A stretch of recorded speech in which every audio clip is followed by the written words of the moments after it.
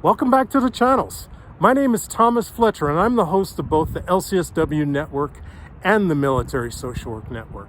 If you're new to both of my channels, please do me a favor by smashing that like button, by subscribing to the channels, and by sharing this video with your social work colleagues and friends. The purpose of both of these channels is to create a community of hope and support, where social workers can come for relevant news, information, and inspiration. Well, welcome back to Ask a Military Social Worker. So this is part 2 of the series that I started, pretty much giving life planning advice to younger people. Okay, so the demographic that I will be focusing on in this video, in the first part of this series, we focused on people that have just finished high school, right? The 17 to 18-year-olds who just finished high school. In today's video, I'm going to be focusing on a different demographic. This demographic are recent college graduates, right? So during the course of me going on YouTube and watching these different videos, what I love about watching videos on YouTube is you get to see all of humanity. You get to see people from many different walks of life talking about their life circumstances. And as a social worker, I find that fascinating, right? One of the things in social work, that's taught in social work school is person and environment, right? That's a fundamental, learning talking point in social work, persons in their environments, right? So in today's episode, I do want to focus on young people that have recently graduated either from college or even from grad school, but mostly college. We're not going to focus on the people that have, graduated from law school, medical school, things like that, because they're going to be okay.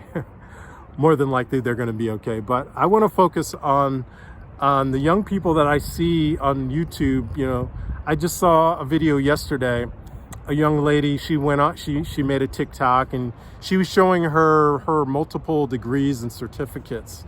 And she was talking about how, she's sending out her resumes, and like she talked about one interview where she went on this job interview, and this, the employer wanted to offer her a job in customer service.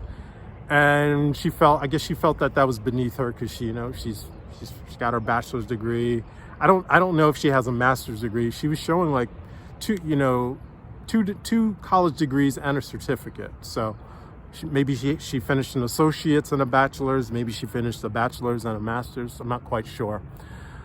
But I want to focus on people like the young lady that I saw in that video. People that are, again, college graduated, and they're struggling to enter the workforce. I would like you to consider joining the military. As someone who has a college graduate, you can join the military as an officer, right? You can, of course, you can join as enlisted, and there's nothing wrong with that. But if you want to use your college degree in the military, you can use it. You can use it to come in as an officer. And there's a couple of different ways you can do that. One way is to apply for officer candidate school, right? Another way is through direct commissioning. That's another way. And I'm not going to talk about those because I've talked about officer candidate school and direct commissioning in previous videos. You can go into one of my playlists and find those videos.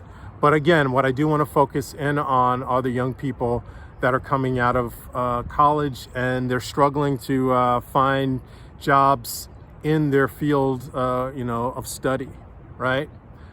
And as I mentioned in the video focusing on the high school grads, if you join the military as a college grad, whether you join as enlisted or as an officer, you won't have to worry about housing costs. You won't have to worry about food, right? You won't have to worry about utilities. Because if you join active duty, you're either going to be living in the barracks, which is basically free housing, Free if you're enlisted, you know, your food will be free. If you're an officer, it's not going to be free, but you will get compensated a little bit more if you come in as an enlisted versus as an officer. And you won't have to worry, again, if you're living on base, you won't have to worry about utilities, right? And just as I mentioned in the previous video, you can do 4 years active duty, and then the remaining 4 years you can go reserve component, or you can go inactive ready reserve, right? And then once you finish the full contract, you're going to be a veteran, and you're going to be eligible for all kind of benefits. One such benefit is if you wanted to go back to higher education and either, you know, get a different bachelor degree or get a master or a doctorate, you'd be able to do so with the post 9/11 GI Bill, right? Furthermore, you would also be able to go for that program that I talked about in the previous video called Chapter 31, Vocational Rehabilitation. Okay. And I didn't mention this in the previous video focusing on the high school grads, but service connections. You know, if you get injured in any way during active duty, it doesn't have to be for combat. It can be, you could be playing volleyball or basketball and you injure your ankle, or, you know, you break your leg. Well, now you got a service connection injury that you sustained while you were on active duty. And after you get out, you can apply for, again, what's called service connection disability compensation income. And you go all the way up to 100%. That's over $3,000 a year, depending on where you live. And depending on when you're looking at this video, you know, I think right now it's actually closer to $4,000 if you're 100% service connected. So that's another benefit that you can apply for after you get out of the military. And the VA, you know, again, you can get your health care, you can get low-cost health care as a veteran. That's another thing I didn't talk about in the previous video. Low-cost healthcare as a veteran. You know, I talked about in the previous video, I talked about, you know, the increased cost of housing, of food, transportation. Didn't talk about healthcare. If you're a civilian, you know that your healthcare premiums continue to rise and your healthcare copays continue to rise. As a veteran, especially as a service-connected veteran, you've got high quality, low cost medical care that you're entitled to. So that's another benefit of joining the military after you finish college, and if you're struggling to enter the workforce with your degree, right? So maybe I'm not necessarily speaking to the college grads that are getting the jobs that they're looking for, you know, the college grads that are in the STEM fields, science, technology, engineering, mathematics. Maybe I'm talking more about the liberal art graduates, right?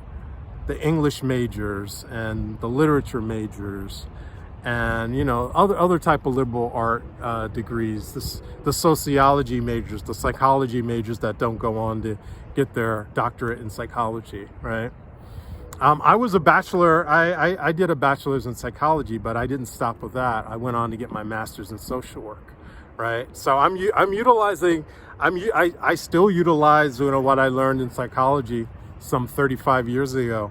You know, I still utilize, you know, that learning, you know, as a social worker who works in mental health, both with veterans in the VA as well as a reserve component, behavioral health social worker in the military, right?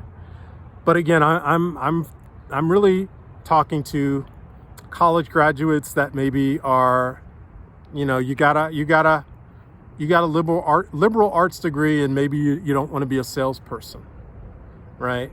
Maybe sales is not, you know, what you want to do, or maybe that's not something you're good at. But you could join the military, right?